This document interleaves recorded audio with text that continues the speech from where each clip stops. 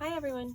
Today I'm going to show you how to crochet the loop stitch in the round, and I'm also going to show how to make that loop decrease stitch that's needed for the llama head when you're closing it up. So you can see here I have my face done, and I've done the first 5 loops, the first 5 rows of loop stitch on the head. So if you've got the llama pattern, then I am at the end of round 24.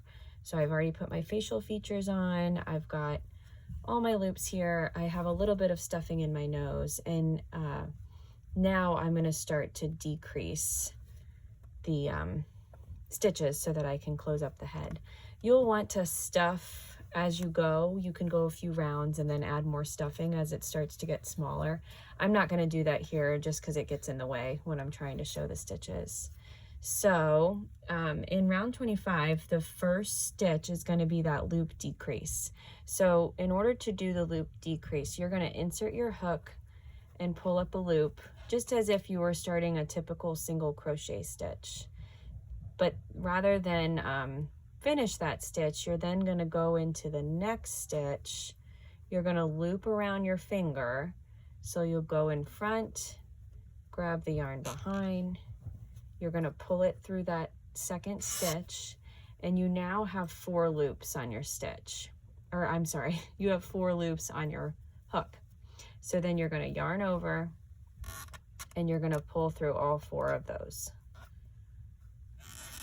And so you can see here that pulls both of those stitches together into one stitch, but then it just makes the 1 loop. So after we do that, then we just do 2 typical loop stitches. So we'll do 1, and then 2, and then we'll do another one of those loop decrease stitches. So again, for the loop decrease, I'm going to insert my hook into the next stitch. I'm going to draw up a loop and pull it through the stitch, and then I'm going to go into the next stitch.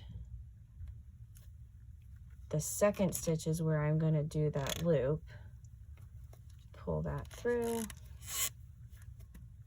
I've got 4 loops on my hook. I'm going to yarn over and pull through all of them.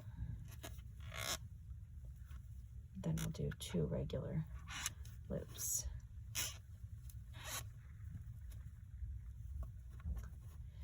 So as I'm doing this, you can see crocheting in the round is really just the same as crocheting not in the round or crocheting in rows. The difference, let me pull this out here. The difference is just that you don't have any rows of single crochet in between. So it gives a really, really full mane or head here, because every single row is the loop stitch. Whereas in the crocheting the loop stitch in rows, in order to get all of your loops on the front, you have to do a row of single crochet in between. So here, we would turn this over, we would do loop stitch, but then we'd have to come back across with a row of single crochet in between. So it gives a bit more space in between the loops. I suppose on this head, if you wanted, you could do every other row in loop stitch, but I like how full it makes it. So you can, if you like that look, then you can just keep going around doing the loops on every row. And then that decrease, you'll use it more and more on the subsequent rows, because that's what's going to make it so that the back of your head is closed. So I've got one here.